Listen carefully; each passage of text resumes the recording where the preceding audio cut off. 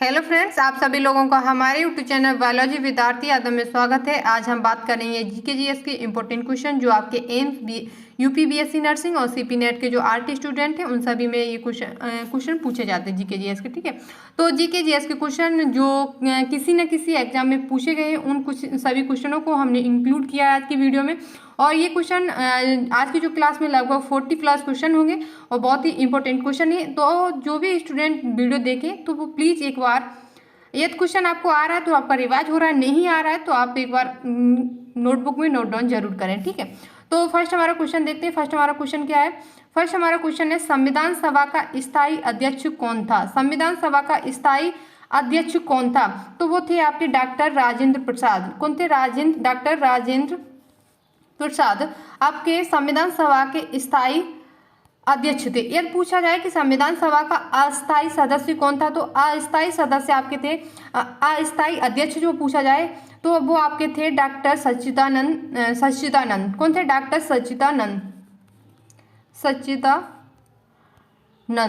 आपके अस्थायी अध्यक्ष थे। अस्थायी पूछा जाए तो डॉक्टर सच्चिदानंद थे और स्थायी पूछा जाए तो डॉक्टर राजेंद्र प्रसाद थे। ठीक है, अब हम बात करते हैं नेक्स्ट हमारा क्वेश्चन क्या है।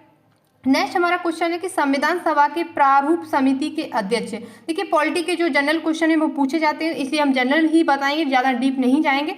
देखिए, क्वेश्चन तो बहुत सारे हैं, हम बहुत सारे इनमें इंक्लूड कर सकते हैं कि संविधान प्रारूप समिति कब आई कब, पर ये नहीं पूछा जाएगा। आपको सिर्फ अध्यक्ष जनरल पूछा जाता है तो जनरल ही हम बताएंगे। ठीक है, संविधान सभा के प्रारूप समिति के अध्यक्ष कौन थे? तो इसके जो प्रारूप समिति के जो अध्यक्ष थे वो आपके थे डॉक्टर भीमराव अम्बेडकर। कौन थे? डॉक्टर भीमराव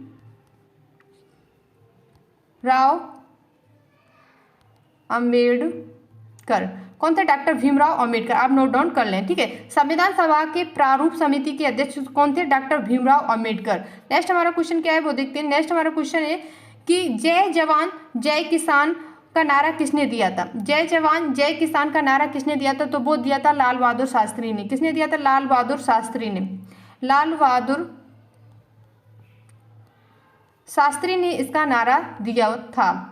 करो और मरो का नारा किसने दिया था? महात्मा गांधी ने। करो और मरो का नारा किसने दिया था? महात्मा गांधी ने। ठीक है, तुम मुझे खून दो हम तुम्हें आज़ादी देंगे, ये नारा दिया था सुभाष चंद्र बोस ने। ठीक है, और दिल्ली चलो का नारा दिया था सुभाष चंद्र बोस ने। ठीक है, और हे राम का नारा दिया था महात्मा गांधी ने। ठीक है, ये सब नारे पूछे जाते वो हमने आपको बता दिए। ठीक है, और अगली क्लास जैसे ही आएंगे हम बहुत सारे नारे आपको करा देंगे, नारे पूछे जाते हैं। ठीक है, तो जय जवान जय किसान का नारा किसने दिया था? लाल बहादुर शास्त्री ने दिया था। और हे राम का नारा किसने दिया था? महात्मा गांधी। दिल्ली चलो का नारा दिया था सुभाष चंद्र बोस ने। और करो या मरो का नारा दिया था महात्मा गांधी। ठीक है, ये सभी आप जो सा नहीं आ रहा है वो आप नोट डाउन कर लें। ठीक है, नेक्स्ट हमारा क्वेश्चन क्या है वो देखते हैं। महाभारत के रचयिता कौन है? महाभारत के रचयिता कौन है? महाभारत के रचयिता थे वेद व्यास। कौन थे? वेद व्यास। महाभारत के रचयिता कौन है? वेद व्यास। अब बात करते हैं कि महाभारत के बाद रामायण के रचयिता कौन है? रामायण के रचयिता की बात करें तो वाल्मीकि। कौन थे? वाल्मीकि। नीचे हम लिख रहे हैं वाल्मीकि। ठीक है, वाल्मीकि थे, वो रामायण के रचयिता थे हैं। और आप बात करते हैं उसके रामचरितमानस की बात करी जाए तो रामचरितमानस के रचयिता थे तुलसीदास। ठीक है, नेक्स्ट देखते हैं। नेक्स्ट हमारा क्या है क्वेश्चन? नेक्स्ट हमारा क्वेश्चन है, लौह पुरुष किस महापुरुष को कहा जाता है? लौह पुरुष किसे कहा जाता है? तो लौह पुरुष कहा जाता है सरदार पटेल को। किसे कहा जाता है? सरदार पटेल को लौह पुरुष कहा जाता है। लौह पुरुष किसे कहा जाता है? सरदार पटेल को। ये बहुत ज्यादा पूछा जाता है, लौह पुरुष किस महापुरुष को कहा जाता है? तो सरदार पटेल को कहा जाता है। नेक्स्ट हमारा क्वेश्चन क्या है वो देखते हैं। वास्को डी गामा भारत कब आया था? ये पहला पुर्तगाली था जो भारत में आया था, जिसने भारत के रास्ते की खोज की थी। तो भारत की खोज करने वाला पहला जो विदेशी था वो वास्को डी गामा ही था। ये 1498 में ये भारत में आया था। कब आया था? 1498 में भारत आया था। ये कहाँ का था? पुर्तगाल का था। ठीक है, कहाँ का था? पुर्तगाल का। आप मिला ले, पुर्तगाल का ये था। कहाँ का था? पुर्तगाल का। कब आया था? 1498। ये सन बहुत ज़्यादा पूछा जाता है कि वास्को डी गामा भारत कब आया था। भारत की खोज वास्को डी गामा ने कब की थी? तो 1498 में की थी। और कहाँ का है वास्को डी गामा? तो ये पुर्तगाल का है। ठीक है, नेक्स्ट हमारा क्वेश्चन क्या है वो देखते हैं कि रामकृष्ण मिशन की स्थापना किसने की थी। रामकृष्ण मिशन की स्थापना किसने की थी, ये भी बहुत ज्यादा आपका पूछा जाता है। रामकृष्ण मिशन की स्थापना किसने की थी, तो वो आपकी की थी स्वामी विवेकानंद ने। किसने की थी, स्वामी विवेकानंद ने। स्वामी विवेकानंद ने स्वामी विवेकानंद ने रामकृष्ण मिशन की स्थापना की थी। ठीक है, ये भी बहुत ज्यादा पूछा जाता है। वो ही क्वेश्चन लिए जनरल जो ज्यादातर पूछे जाते हैं। वेदों की ओर लौटो का नारा किसने दिया था, दयानंद सरस्वती ने। किसने दिया था, दयानंद सरस्वती ने वेदों की ओर लौटो का नारा दिया था, दयानंद सरस्वती। देखिए ये तो स्पेस नहीं इसलिए वजह से हमने नीचे लिख दिया, आप अपना मिला लें। ठीक है, वेदों की ओर लौटो का नारा किसने दिया था, तो दयानंद सरस्वती ने वेदों की ओर लौटो का नारा दिया था। ठीक है, नेक्स्ट देखते हैं। नेक्स्ट हमारा क्वेश्चन क्या है, नेक्स्ट क्वेश्चन है स्वामी दयानंद सरस्वती का मूल नाम क्या है। ठीक है, मूल नाम इनका क्या है, जो इनका बचपन का नाम क्या है वो आपका था मूल शंकर। क्या था, मूल शंकर इनका बचपन का नाम था, मूल शंकर इनका बचपन का नाम था, ये भी पूछा जाता है। ठीक है, नेक्स्ट हमारा क्वेश्चन क्या है, नेक्स्ट हमारा क्वेश्चन है कि ब्रह्म समाज की स्थापना किसके द्वारा की गई थी। ब्रह्म समाज की स्थापना किसके द्वारा की गई थी, तो आपकी जो ब्रह्म समाज की स्थापना की गई थी वो राजा राम मोहन राय के द्वारा की गई थी। राजा राम मोहन राय के द्वारा ब्रह्म समाज की स्थापना की गई थी। राजा राम मोहन राय के द्वारा ब्रह्म समाज की स्थापना। आप कैसे आप याद करोगे, एक ब्रह्म समाज एक आर्य समाज, तो ब्रह्म माँ मछली यहाँ और राम। ठीक है, इससे याद रखना ब्रह्म समाज की स्थापना की थी राजा राम मोहन, माँ यहाँ पे भी आ रहा है यहाँ पे। ठीक है, तो किसने की थी, राजा राम मोहन राय ने। अब बात करते हैं कि आर्य समाज की स्थापना की किसने की थी, तो आर्य समाज की जो स्थापना की थी वो दयानंद सरस्वती ने। किसने की, दयानंद सरस्वती। ठीक है, आप अपने पीछे तो या और दया। ठीक है, तो इससे मैच खेलना बहुत ज्यादा, ये इस चीज में बहुत ज्यादा कंफ्यूजिंग हो जाती है। तो ब्रह्म समाज की किसने की थी, राजा राम मोहन राय ने, और आर्य समाज की किसने की, दयानंद सरस्वती ने। ठीक है, आप इससे याद रख सकते हैं। ठीक है, नेक्स्ट देखते हैं। नेक्स्ट हमारा क्वेश्चन क्या है कि भारत की पहली महिला राज्यपाल कौन थी। भारत की पहली महिला राज्यपाल कौन थी। देखिए, भारत की पहली जो महिला राज्यपाल थी वो आपकी थी सरोजिनी नायडू। कौन थी, सरोजिनी नायडू। भारत की पहली गवर्नर महिला राज्यपाल कौन थी, सरोजिनी नायडू। और किस राज्य में गवर्नर बनी थी, यूपी में। किसमें, ये पूछा जाता है कि भारत की पहली महिला राज्यपाल किस राज्य की बनी थी, तो यूपी की बनी थी। कौन बनी थी, सरोजिनी नायडू बनी थी। ठीक है, नेक्स्ट हमारा क्वेश्चन क्या है वो देखते हैं। नेक्स्ट हमारा क्वेश्चन है कि स्वतंत्रता मेरी जन्म सिद्ध अधिकार है और मैं इसे लेकर ही रहूंगा, ये किसने कहा था, ये नारा किसने दिया। स्वतंत्रता मेरा जन्म सिद्ध अधिकार है, मैं इसे लेकर ही रहूंगा, किसने नारा दिया था। ठीक है, यह नारा जो दिया गया था वो लोकमान्य तिलक के द्वारा यह नारा दिया गया था। किसके द्वारा किया था, तिलक के द्वारा यह नारा दिया गया था। किसने दिया था, तिलक ने। ठीक है, स्वतंत्रता मेरी जन्म सिद्ध अधिकार है, मैं इसे लेकर ही रहूंगा, ये नारा दिया गया था वो तिलक जी के द्वारा दिया गया था। ठीक है, नेक्स्ट हमारा क्वेश्चन क्या है। नेक्स्ट हमारा क्वेश्चन देखते हैं कि उज्जैन किस नदी के किनारे बसा है। उज्जैन किस नदी के किनारे बसा है, तो उज्जैन जो आपका बसा है वो क्षिप्रा नदी के किनारे बसा है। शिप्रा या छिप्रा। ठीक है, शिप्रा कहीं लिखा होता है या छिप्रा छा बनाया हुआ, छे बनाया हुआ, तो शिप्रा या छिप्रा लिखा हुआ आता है, कहीं छिप्रा लिखा होता है कहीं शिप्रा। ठीक है, तो छिप्रा नदी या शिप्रा नदी के किनारे ये बसा हुआ है। उज्जैन किस नदी के किनारे, शिप्रा नदी के किनारे। इलाहाबाद पूछा जाए किस नदी के, तो आपकी गंगा नदी। प्रयागराज गंगा नदी के, इलाहाबाद प्रयागराज एक ही तो नाम है। ठीक है, वाराणसी गंगा नदी के किनारे। तो ये उज्जैन किस नदी के किनारे, शिप्रा नदी के किनारे बसा हुआ है। ठीक है, नेक्स्ट हमारा क्वेश्चन क्या है वो देखते हैं। भारत की प्रथम महिला मुख्यमंत्री, अभी हमने आपको पहले बताया था भारत की पहली गवर्नर कौन है, तो सरोजिनी नायडू। और भारत की प्रथम मुख्यमंत्री कौन है, तो वो आपकी बनी थी, प्रथम महिला मुख्यमंत्री बनी थी आपकी बनी सुचेता कृपलानी। कौन थी, सुचेता कृपलानी आपकी पहली महिला मुख्यमंत्री थी। ठीक है, सुचेता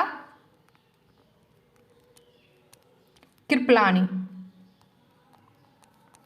सुचेता कृपलानी भारत की पहली महिला मुख्यमंत्री थी। ये किस राज्य में बनी थी, तो यूपी में। पहली गवर्नर महिला भी यूपी की बनी थी, और पहली यदि मुख्यमंत्री की बात करें तो महिला सुचेता कृपलानी किस राज्य में बनी थी, तो वो भी आपकी यूपी में ही बनी थी। ठीक है, ये जो क्वेश्चन जनरल क्वेश्चन पूछे जाते हैं तो वो हम आपको करा रहे हैं। ठीक है, ज़्यादा आपके टफ क्वेश्चन नहीं पूछे जाते, जनरल ही पूछे जाते, तो जनरल ही क्वेश्चन हम कराएंगे, क्योंकि डीप क्वेश्चन कराने को कोई मतलब नहीं बनेगा। हम तो इस टाइम भी वेस्ट होगा, जो क्वेश्चन आएंगे हम वही क्वेश्चन आपको कराएंगे। आपका क्वेश्चन देखते हैं, प्रथम पंचवर्षीय योजना कब प्रारंभ हुई थी? प्रथम पंचवर्षीय जो योजना आपकी प्रारंभ हुई थी वो 1951 में प्रारंभ हुई थी। अब तक 12 पंचवर्षीय योजनाएं, ये क्वेश्चन पूछा जाएगा कि अब तक कितनी पंचवर्षीय योजना आई हैं, तो अब तक 12 पंचवर्षीय योजना आई हैं, वो 2017 तक चली हैं। ठीक है, 2017 तक चलिए, 2012 से 2017। और पंचवर्षीय योजना है वो 5 वर्षों का मतलब 5 वर्षों की होती है। 5 वर्ष में जो कार्य किए जाते हैं उसकी रणनीति पहले ही बना ली जाती है। पंचवर्षीय योजना 1951 में ये शुरू की गई थी जवाहरलाल नेहरू के द्वारा, लेकिन फिलहाल में ये पंचवर्षीय योजनाएं नहीं चल रही। पंचवर्षीय योजना की जगह पर नीति आयोग आ चुका है। ठीक है, तो पंचवर्षीय जो योजना है शुरू हुई थी 1951 तक, कब तक चली है? तो 2017 तक ये चली। ये भी पूछा जा सकता है, और ये पूछा जा सकता है आपसे कि पंचवर्षीय योजना अब तक कितनी चल चुकी है? तो 12 पंचवर्षीय योजना चल चुकी है। 12 पंचवर्षीय योजना अब तक चल चुकी है। 1951 तक 2017 तक चली आपकी। ठीक है, अब तक 12 हो चुकी है। लास्ट जो पंचवर्षीय योजना थी वो 2012 से लेकर 2017 तक थी, लेकिन अब पंचवर्षीय योजना के स्थान पर क्या आ गया है? तो नीति आयोग आ चुका है। ठीक है, नेक्स्ट देखते हैं। नेक्स्ट आपका क्वेश्चन है कि संयुक्त राष्ट्र संघ का मुख्यालय कहाँ है? आपका हेडक्वार्टर पूछा जाए, यूएनए का मुख्यालय कहाँ पे है, हेडक्वार्टर कहाँ है? तो आपका जिनेवा है। जिनेवा कहाँ पे है? जिनेवा। जिनेवा में यूएनए संयुक्त राष्ट्र संघ का मुख्यालय है।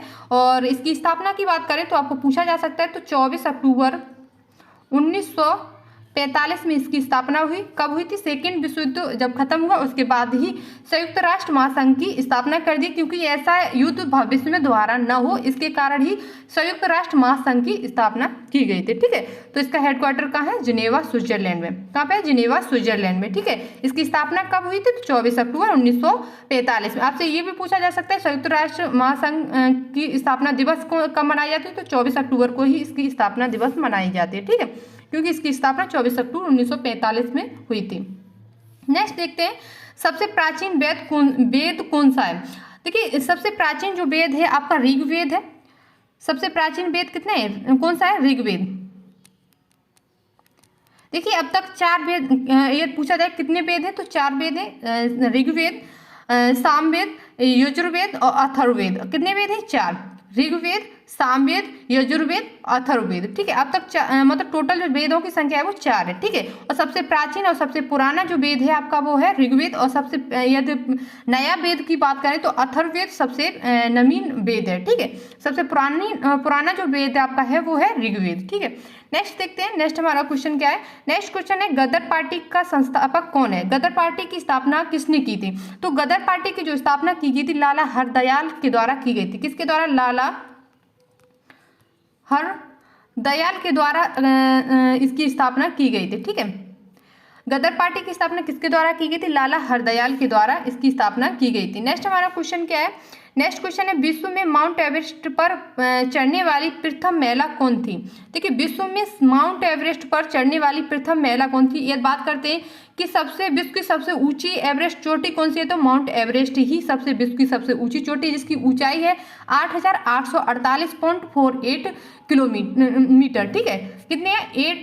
8,848.48। ठीक है, इतनी इसकी ऊंचाई है, मीटर में। ठीक है, ये और ये विश्व की सबसे ऊंची चोटी है। एवरेस्ट की माउंट एवरेस्ट है विश्व की सबसे ऊंची चोटी है। इस पर चढ़ाई करने वाली पहली महिला की बात करें तो सबसे पहले जो महिला जिन्होंने इस पर चढ़ाई की थी वो आपकी है, उनका नाम है जिनको तवाई। उनका नाम क्या है? जुनको तवाई। ये आपकी पहली महिला जिन्होंने माउंट एवरेस्ट पर पहली बार चढ़ी थी वो थी जिनको तवाई। ये कहाँ की थी? तो बात करते हैं, ये जापान की थी। कहाँ की थी? जापान की। ठीक है, ये जापान की पहली महिला थी जिन्होंने माउंट एवरेस्ट पर चढ़ने वाली प्रथम महिला थी। ठीक है, नेक्स्ट हमारा क्वेश्चन क्या है वो देखते हैं। नेक्स्ट हमारा क्वेश्चन है कि भारत के अंतिम गवर्नर जनरल कौन थे? भारत के अंतिम गवर्नर जनरल कौन थे? तो ये आपके थे सी राजगोपालाचारी। कौन थे? सी राजगोपालाचारी। सी गोपालाचारी ये भारत के पहले भारत के अंतिम गवर्नर जनरल थे। विलियम बेंटिक पहले, ये अंतिम गवर्नर जनरल है। और पहले की फर्स्ट की बात करें तो फर्स्ट जो गवर्नर जनरल थे वो आपके थे विलियम बेंटिक। कौन थे? William Bentinck. William Bentinck. दो आपको याद करना है। क्या क्या करना है? अंतिम गवर्नर जनरल भारत के कौन थे? आपके थे सी राजगोपालाचारी। और भारत के पहले गवर्नर जनरल की बात करें तो वो तो है आपके विलियम बेंटिक। ठीक है, नेक्स्ट हमारा क्वेश्चन क्या है वो देखते हैं। नेक्स्ट हमारा क्वेश्चन है भारत रत्न प्राप्त उस्ताद बिस्मिल्लाह खां किस वाद्य यंत्र के लिए विख्यात थे? मतलब उन्हें जाना जाता था। तो उस्ताद बिस्मिल्लाह खां किस वाद्य यंत्र को बजाते थे? वो आपको बजाते थे, कौन सा वाद्य यंत्र बजाते थे? शहनाई। शहनाई के वादक थे। ठीक है, शहनाई बजाने वाले थे। ये बहुत ही प्रख्यात मतलब विख्यात है ये शहनाई बजाने में। ठीक है, तो इन्हें भारत रत्न प्राप्त हो चुका है। भारत रत्न प्राप्त उस्ताद बिस्मिल्लाह खां किस वाद्य यंत्र से संबंधित थे? तो वो आपके थे शहनाई वादक। ठीक है, नेक्स्ट हमारा क्वेश्चन क्या है वो देखते हैं। नेक्स्ट हमारा क्वेश्चन है कि प्रसिद्ध झंडा गीत झंडा ऊंचा रहे हमारा किसने रचा था? इसकी रचना की थी? तो वो आपकी रचना की गई थी श्यामलाल गुप्ता के द्वारा। किसके द्वारा? श्यामलाल गुप्ता के द्वारा इसकी रचना की गई थी। श्यामलाल गुप्ता के द्वारा इसकी रचना की गई थी। ठीक है, नेक्स्ट हमारा क्वेश्चन क्या है? नेक्स्ट हमारा क्वेश्चन है हमारी आकाश गंगा का नाम क्या है? हमारी आकाश गंगा का नाम क्या है? जिस आकाश गंगा में हम रहते हैं उस आकाश गंगा का नाम है दुग्ध मेखला। क्या है? दुग्ध मेखला।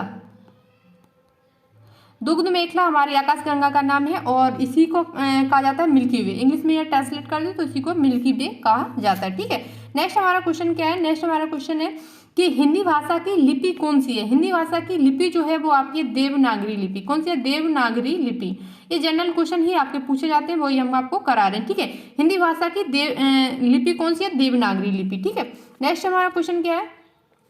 नेक्स्ट हमारा क्वेश्चन है राज्यसभा के सदस्यों का चुनाव कितनी अवधि के लिए किया जाता है? देखिए, राज्यसभा के जो सदस्यों का चुनाव है वो 6 वर्ष के लिए किया जाता है। कितने वर्ष के लिए? 6 वर्ष। और लोकसभा के सदस्यों का जो चुनाव किया जाता है वो 5 वर्ष के लिए। आपका लोकसभा के चुनाव होते हैं हर वर्ष, लेकिन राज्यसभा के चुनाव नहीं कराए जाते। वो उन्हीं सदस्यों लोकसभा के सदस्यों के द्वारा उनका चुनाव किया जाता है। ठीक है, जो आपके सदस्य चुने जाते हैं उनके द्वारा राज्यसभा के सदस्यों को चुनाव होता है। लेकिन राज्यसभा के जो लोकसभा के सदस्य हैं वो हम लोग सांसद चुनते हैं। जो 5 साल में आपके चुनाव होते हैं उसी लोकसभा के सदस्य का बहुमत, जो जिस पार्टी का बहुमत प्राप्त होता है उसी का प्रधानमंत्री बन जाता है। ठीक है, तो ये 5 वर्ष में लोकसभा के 5 वर्ष में लोकसभा के प्रत्येक 5 वर्ष में चुनाव किया जाता है और इसके 6 वर्ष में इसका चुनाव होता है। और इसके जो राज्यसभा के जो सदस्य हैं 2/3 सदस्य प्रत्येक 2 वर्ष के बाद चेंज होते रहते हैं। ठीक है, और इसके 5 साल बाद इसका चुनाव होता है लोकसभा का। ठीक है, तो लोकसभा की बात करें तो 5 साल बाद इसका चुनाव होता है और राज्यसभा का कितनी अवधि के लिए? 6 वर्ष के लिए। ठीक है, नेक्स्ट हमारा क्वेश्चन है कि सुंदरलाल बहुगुणा, ये बहुत ही इंपॉर्टेंट नाम है। सुंदरलाल बहुगुणा का संबंध किस आंदोलन से है? सुंदरलाल बहुगुणा का जो संबंध है किस आंदोलन से? चिपको आंदोलन से। चिपको आंदोलन से संबंध किसका है? इस तरह भी पूछा जाए चिपको आंदोलन से कौन संबंधित है? तो ये सुंदरलाल बहुगुणा चिपको आंदोलन से संबंधित है। ठीक है, नेक्स्ट देखते हैं। नेक्स्ट हमारा क्वेश्चन है कि किस ग्रह के चारों ओर वलय मतलब छल्ले, वलय का मतलब छल्ले टाइप है। ठीक है, इस तरह किस ग्रह के चारों ओर छल्ले हैं? तो आपके जो है ये शनि ग्रह के पास छल्ले हैं। ठीक है, तो और ये पूछा जाता है सबसे पास ग्रह कौन सा है? सूर्य के पास सबसे नजदीक कौन सा है? तो आपका है बुध। ठीक है, तो और सबसे दूर कौन सा है? वरुण। ठीक है, तो शनि के चारों ओर क्या है? वलय है। ठीक है, छल्ले पाए जाते हैं। छल्ले पूछे जा सकते हैं, वलय पूछे जाते हैं। तो किस ग्रह के चारों ओर है? शनि के पास। ठीक है, नेक्स्ट हमारा क्वेश्चन क्या है? नेक्स्ट हमारा क्वेश्चन देखते हैं कि रेडियम की खोज किसने की थी? रेडियम की खोज करने वाला कौन है? तो पियरे और मैरी क्यूरी। रेडियम की खोज किसने की थी? पियरे और मैरी क्यूरी ने। पियरे और मैरी क्यूरी के द्वारा रेडियम की खोज की गई थी।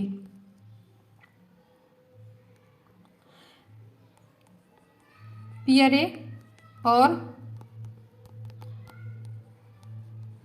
Marie Curie. रेडियम की खोज की गई थी। ये यूरेनियम के पिचब्लैड जो यस्क के उसी के द्वारा रेडियम की खोज की गई थी। बहुत सारा यूरेनियम इकट्ठा कर लेते तब कहीं बहुत कम मात्रा में रेडियम आपको प्राप्त होता है। ठीक है, तो ये किससे रेडियम की जो खोज की गई थी वो पिचब्लैड नामक यस्क, ये किसका है, यूरेनियम का ही यस्क है, उससे ही रेडियम की खोज हुई थी। ठीक है, नेक्स्ट हमारा क्वेश्चन क्या है वो देखते हैं। सापेक्षता का सिद्धांत किसने दिया था? तो सापेक्षता का जो सिद्धांत दिया था वो आइंस्टीन ने दिया था। किसने दिया? आइंस्टीन ने। अल्बर्ट आइंस्टीन ने के द्वारा ही इसका सिद्धांत, सापेक्षता का सिद्धांत दिया गया था। ठीक है, इसके द्वारा, आइंस्टीन के द्वारा यह सिद्धांत दिया गया था। नेक्स्ट हमारा क्वेश्चन क्या है? नेक्स्ट हमारा क्वेश्चन है कि वायुयान की खोज किसने की थी? वायुयान की खोज किसने की? एयरप्लेन जो आपका है इसकी खोज किसने की थी? तो वो आपकी की गई थी किसके द्वारा? ये जो खोज की गई थी वो आपके की गई थी ओलिवियर और बेलिवियर राइट बंधु के द्वारा। राइट बंधु भी, ये दोनों नाम नहीं दिए जाएंगे, राइट बंधु के द्वारा इसकी खोज की गई थी, ये ऑप्शन में दिया जाता है। ठीक है, ओलिवर, हम लिख रहे हैं ओलिवर, और दूसरे इनके भाई थे विलीवर राइट बंधु, राइट बंधु। ठीक है, ओलिवर और बिलीवर राइट बंधु के द्वारा वायुयान की खोज की गई थी। राइट बंधु के कभी कभार ऐसा आता है ऑप्शन में राइट बंधु ही लिख दिया जाता है कि वायुयान की खोज किसने की थी, तो राइट बंधु ऑप्शन, और 3 ऑप्शन और दिए जाते हैं। लेकिन इनका जो पूरा नाम था ओलिवर, एक भाई का नाम था, एक दूसरे भाई का नाम था विलीवर। ठीक है, इन दोनों भाइयों ने ही वायुयान की खोज की थी। ठीक है, नेक्स्ट हमारा क्वेश्चन क्या है? नेक्स्ट हमारा क्वेश्चन है कि उस्ताद जाकिर हुसैन का संबंध किस वाद्य यंत्र से? अभी हमने उस्ताद बिस्मिल्लाह का शहनाई से बताया था। अब आपका क्वेश्चन है कि उस्ताद जाकिर हुसैन का किस वाद्य यंत्र से संबंधित है? तो ये तबला से संबंधित है। किससे? तबला। ये प्रसिद्ध नाम है और प्रसिद्ध नाम है, किसी ना किसी वाद्य यंत्र से संबंधित है, और ये बहुत ज्यादा पूछे जाते हैं। जाकिर हुसैन और उस्ताद बिस्मिल्लाह खां और शिव प्रसाद, ये 2-3 नाम है आपके पूछे जाते हैं हमेशा किसी ना किसी एग्जाम में, तो आपको याद रखना। ठीक है, जाकिर हुसैन किस वाद्य यंत्र से? तबला से। उस्ताद बिस्मिल्लाह किससे संबंधित? शहनाई वाद्य से। अब नेक्स्ट देखते हैं, नेक्स्ट हमारा क्वेश्चन क्या है? नेक्स्ट क्वेश्चन है कि भारतीय संविधान में कितनी अनुसूचियां हैं? भारतीय संविधान में कितनी अनुसूचियां हैं? तो भारतीय संविधान में 12 अनुसूचियां हैं। कितनी? 12।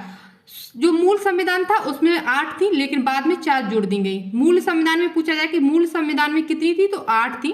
उसके बाद 9वीं, 10वीं, 11वीं और 12वीं जोड़ी गई है। ठीक है, और बात करते हैं भाग कितने? 22 भाग है, लेकिन वर्तमान में 24 भाग हो चुके हैं। कितने? 24 भाग हो चुके हैं। ठीक है, और अनुच्छेद की बात करें तो आपके 300, मूल संविधान में अनुच्छेद थे वो 398 थे, अब 400 के प्लस हो चुके हैं। ठीक है, अब बात करते हैं कि दास कैपिटल किसकी रचना है? दास कैपिटल किसकी रचना है? बहुत ज्यादा इंपॉर्टेंट बुक है ये। दास कैपिटल किसकी रचना है? तो आपकी ये है कार्ल मार्क्स की। किसकी? कार्ल मार्क्स की रचना है। दास कैपिटल किसकी बुक है? तो कार्ल मार्क्स की ये रचना है। ठीक है, नेक्स्ट देखते हैं। नेक्स्ट क्वेश्चन है घना पक्षी विहार कहाँ स्थित है? घना पक्षी विहार कहाँ स्थित है? तो आपका घना जो पक्षी विहार आपका है भरतपुर में है। कहाँ पे है? भरतपुर राजस्थान में है। भरतपुर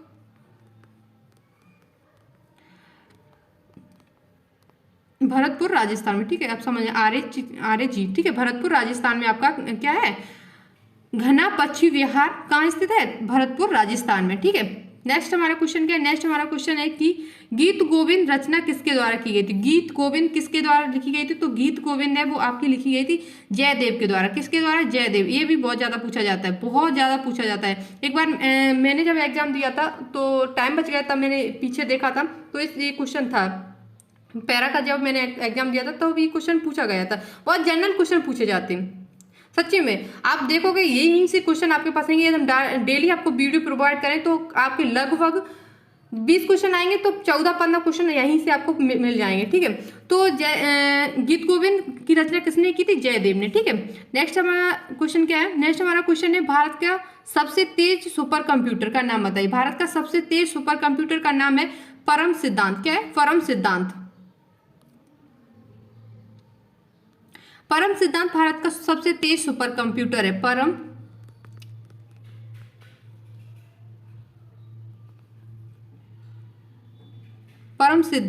परम सिद्ध है शायद। परम सिद्ध भारत का सबसे तेज सुपर कंप्यूटर है, ठीक है, परम सिद्ध, ठीक है। नेक्स्ट हमारा क्वेश्चन क्या है, नेक्स्ट हमारा क्वेश्चन है कि उत्तर प्रदेश का सबसे स्वच्छ शहर कौन सा है। तो उत्तर प्रदेश का जो सबसे स्वच्छ शहर है वो आपका गाजियाबाद है। कौन सा है, गाजियाबाद। गाजियाबाद उत्तर प्रदेश का सबसे स्वच्छ शहर है। और बात करते हैं कि भारत का सबसे स्वच्छ शहर कौन सा है, तो भारत का सबसे स्वच्छ शहर है वो इंदौर है। इंदौर भारत का सबसे स्वच्छ शहर है। और यदि यूपी की बात करें, क्योंकि यूपी के आपको यदि एग्जाम दे रहे हो जैसे यूपी बीएससी नर्सिंग, तो उसमें पूछा जा सकता है यूपी का सबसे स्वच्छ शहर कौन सा है, तो गाजियाबाद है। और यूपी का, और ये भारत का पूछा जाए भारत का सबसे स्वच्छ शहर कौन सा है, तो आपका इंदौर है, ठीक है।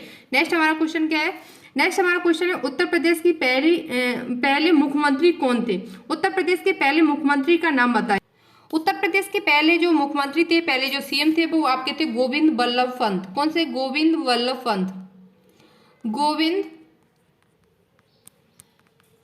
वल्लभ पंत उत्तर प्रदेश के पास्ट सीएम कौन है, गोविंद वल्लभ पंत, ठीक है। नेक्स्ट हमारा क्वेश्चन क्या है, नेक्स्ट हमारा क्वेश्चन है कि उत्तर प्रदेश का सबसे छोटा जिला क्षेत्रफल में कौन सा है। उत्तर प्रदेश में क्षेत्रफल के अनुसार सबसे छोटा जिला कौन सा है, तो वो आपका है हापुड़। क्योंकि यूपी से आप क्वेश्चन, जो यूपी से एग्जाम देंगे नर्सिंग का, उनके में पूछा जा सकता है, ठीक है। तो उत्तर प्रदेश का सबसे छोटा जिला जो क्षेत्रफल में है वो हापुड़ है, ठीक है। अब बात करते हैं कि उत्तर प्रदेश, नेक्स्ट क्वेश्चन क्या है, नेक्स्ट हमारा क्वेश्चन है उत्तर प्रदेश का सबसे बड़ा जिला क्षेत्रफल में कौन सा है। क्षेत्रफल में सबसे बड़ा की बात करें तो आपका क्षेत्रफल में सबसे बड़ा जो जिला है वो आपका लखीमपुर खेरी है। कौन सा है, लखीमपुर खेरी।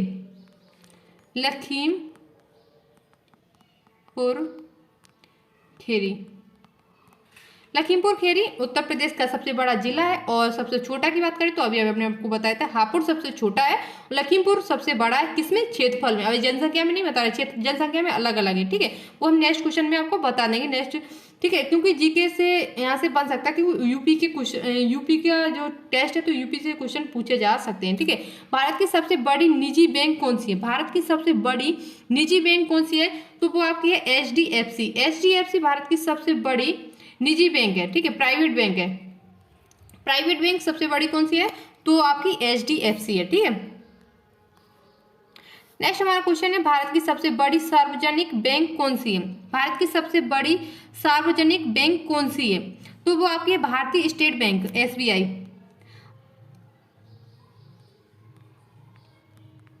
भारतीय स्टेट बैंक, ठीक है। नेक्स्ट हमारा क्वेश्चन क्या है, नेक्स्ट हमारा क्वेश्चन है सर्वाधिक राष्ट्रीय उद्यान वाला राज्य कौन सा है। सबसे ज्यादा नेशनल पार्क किस राज्य में है, तो हमने पहले जब वीडियो बनाई तो उसमें भी मैंने बताया था कि मध्य प्रदेश में सबसे ज्यादा नेशनल पार्क हुए, कितने हैं, 12 हैं, ठीक है। सबसे ज्यादा वन कहाँ पे है, तो आपके मध्य प्रदेश में ही, वन भी सबसे ज्यादा कहाँ पे, मध्य प्रदेश में है। सबसे ज्यादा बाघों की संख्या पूछी जाए तो आपके सबसे ज्यादा टाइगर वो कहाँ पाए जाते हैं, वो भी मध्य प्रदेश में ही पाए जाते हैं। सबसे ज्यादा बाघ कहाँ है, मध्य प्रदेश। सबसे ज्यादा वन कहाँ है, मध्य प्रदेश। सबसे ज्यादा नेशनल पार्क कहाँ है, तो मध्य प्रदेश, ठीक है। इन सभी में मध्य प्रदेश फर्स्ट स्थान पर है। नेक्स्ट हमारा क्वेश्चन है कि सर्वाधिक बाघ वाला राज्य कौन सा है। देखो अभी हमने आपको बताया था सर्वाधिक बाघ किस राज्य में है, तो आपके MP में है, ठीक है। मध्य प्रदेश में सबसे ज्यादा बाघ पाए जाते हैं, ठीक है। नेक्स्ट हमारा क्वेश्चन क्या है, नेक्स्ट हमारा क्वेश्चन है कि प्रसिद्ध ग्रेट हिमालय नेशनल पार्क किस राज्य में है। प्रसिद्ध ग्रेट हिमालय नेशनल पार्क जो आपका है हिमाचल प्रदेश में। कहाँ पे है, हिमाचल प्रदेश में। नेशनल सबसे जो आपका प्रसिद्ध ग्रेट हिमालय नेशनल पार्क है वो कहाँ पे है, हिमाचल प्रदेश में। हिमाचल प्रदेश में, ठीक है। नेक्स्ट हमारा क्वेश्चन क्या है, देखते हैं, ठीक है। इतने क्वेश्चन है तो आज के लिए फिर इतना ही रखते हैं। जय हिंद, जय Bharat, thank you so much. और यदि वीडियो अच्छी लगती है तो सभी के साथ शेयर कीजिए। इन सभी स्टूडेंट जो इसकी तैयारी कर रहे हैं सबकी हेल्प होगी, और सबकी हेल्प जब करोगे तो आपके साथ भी अच्छा होगा। ऐसा नहीं कि आप किसी को शेयर कर देगो तो वो लोग सीख लेंगे, नहीं, आप जब किसी की हेल्प करोगे तो आपका भी कोई ना कोई हेल्प जरूर करेगा। तो आज के लिए फिर इतना ही रखते हैं। सभी को जय हिंद, जय Bharat, thank you so much हमारे साथ जुड़ने के लिए, थैंक यू।